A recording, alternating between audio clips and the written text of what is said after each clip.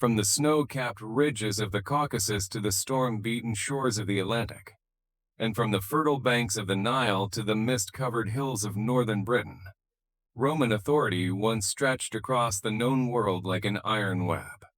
No other power of antiquity commanded such vast lands, governed such diverse peoples, or projected influence so deeply into every corner of daily life. Roads stitched continents together. Laws unified cultures.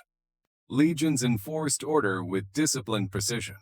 At its height, the Roman Empire appeared indestructible, an eternal structure destined to rule forever.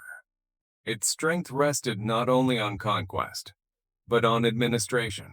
Rome engineered an intricate political and civic framework capable of governing distant provinces with remarkable efficiency. Taxation systems functioned across thousands of miles. Governors answered to imperial authority. Cities thrived under Roman law, commerce, and protection. Yet history has revealed what contemporaries could not see clearly at the time. Beneath the marble facades and marching legions, fractures were forming. The collapse of Roman power did not occur overnight. It was a long, uneven retreat, one province at a time, one crisis after another. This account traces that slow contraction, from the age of Constantine the Great to the catastrophic fall of Constantinople in 1453. We follow the systematic loss of Roman territory across every region it once controlled. What follows is not merely a story of invasion, but of internal decay, political paralysis, military exhaustion, and mischances. This is the full chronicle of how Rome's borders shrank until nothing remained. The seeds of imperial breakdown, violence, division, and decay. Although Rome dominated the Mediterranean world during the early centuries of the Common Era, its apparent stability masked persistent internal chaos. Civil wars erupted with alarming regularity. Religious disputes fractured unity. Corruption hollowed institutions from within. Economic networks faltered. Assassinations became routine tools of political advancement. Foreign mercenaries increasingly replaced citizen soldiers, while external enemies waited patiently for weakness to show. The crisis of the 3rd century marked a turning point. Beginning in 235 CE, the empire plunged into nearly 5 decades of instability, witnessing no fewer than 26 civil conflicts. Emperors rose and fell at breathtaking speed, often murdered by their own troops. Currency collapsed. Trade routes disintegrated. Confidence in imperial authority evaporated. Centuries later, similar patterns repeated themselves.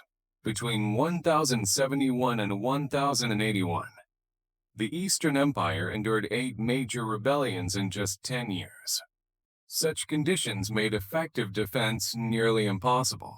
As Roman control weakened, both internal rivals and external aggressors moved to fill the vacuum. The first significant territorial loss occurred astonishingly early in Roman history, and it set a precedent for future retreats. Rome's first strategic withdrawal. Germania and the Rhine boundary. In the year 9 CE, Rome suffered one of the most traumatic defeats in its history. Deep within the forests of northern Europe, 3 Roman legions were annihilated in an ambush orchestrated by Germanic forces under Arminius. The Battle of the Teutoburg Forest shattered Roman ambitions east of the Rhine. The provinces of Germania were abandoned, and the empire accepted, for the first time, that expansion had limits.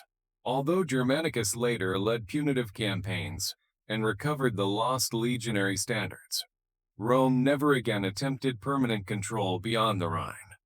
That river became a hardened frontier, defended for centuries. This early retreat demonstrated that even Rome could be forced to concede territory under the right circumstances. Remarkably, despite enduring repeated crises over the next 2 centuries, including invasions by Franks, Goths, Alemanni, and Huns, devastating plagues, the rise of the Sasanian Empire, and even the breakaway Gallic Empire, Rome largely held together. Temporary losses were reversed.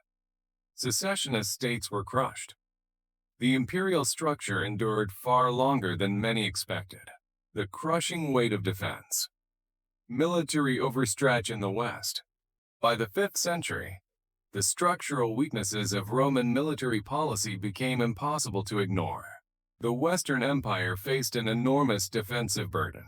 From a population of roughly 20 million, it attempted to sustain an army of around 250,000 men.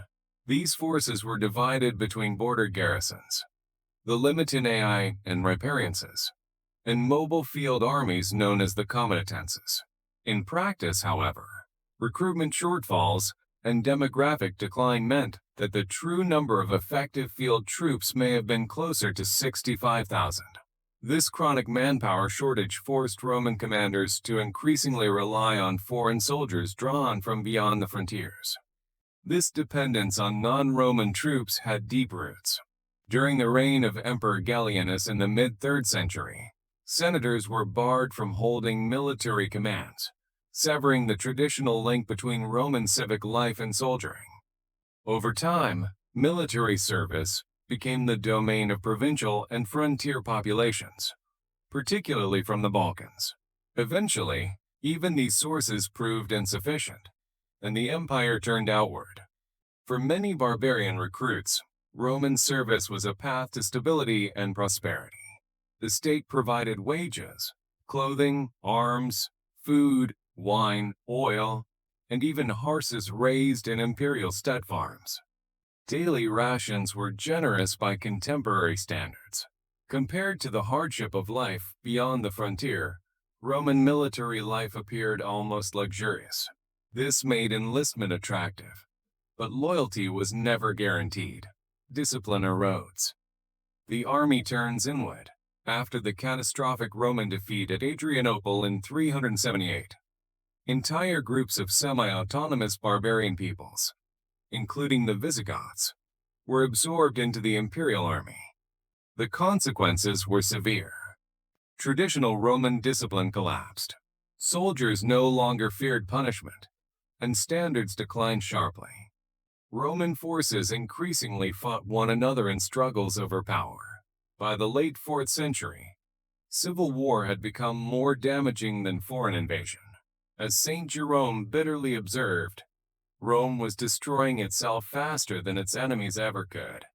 Compounding these problems was the empire's failure to establish a clear and accepted system of succession. Though not technically a monarchy, emperors often promoted dynastic heirs regardless of competence. Meanwhile, armies continued to proclaim their own candidates.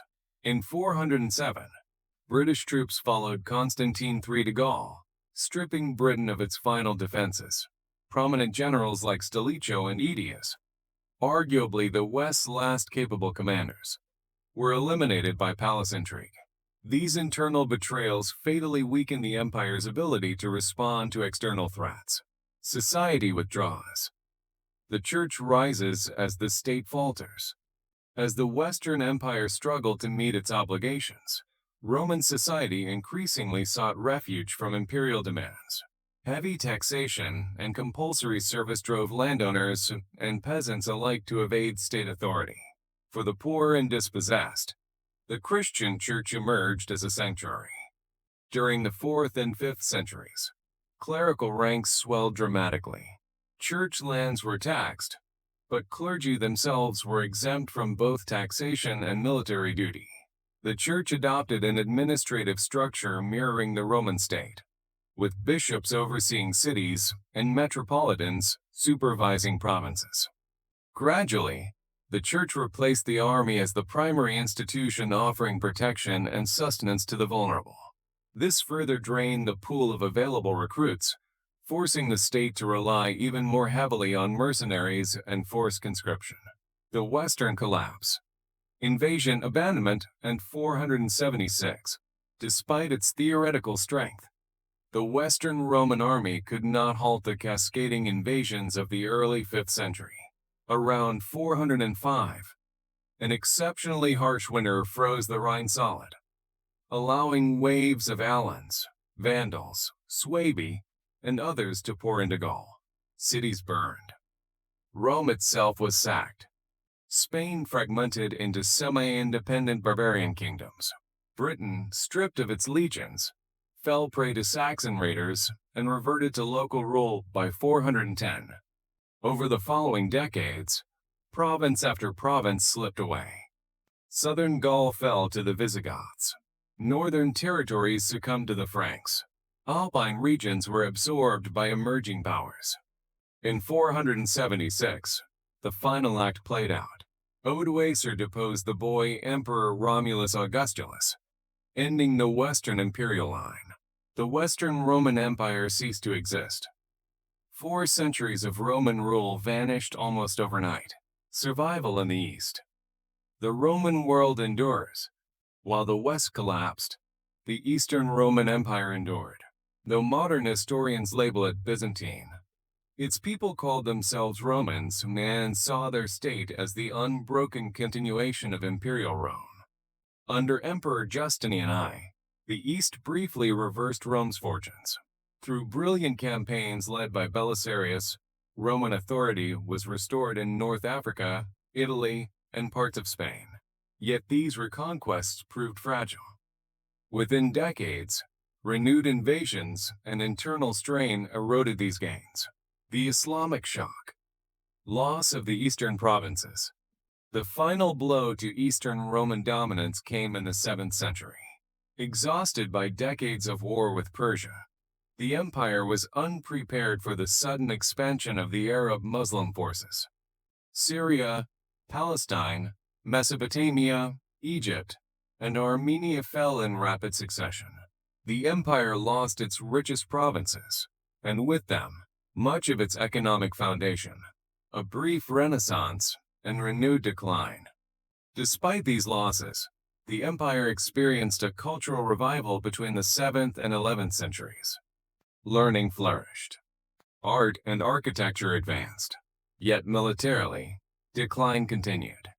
Sicily, southern Italy, and island territories were lost.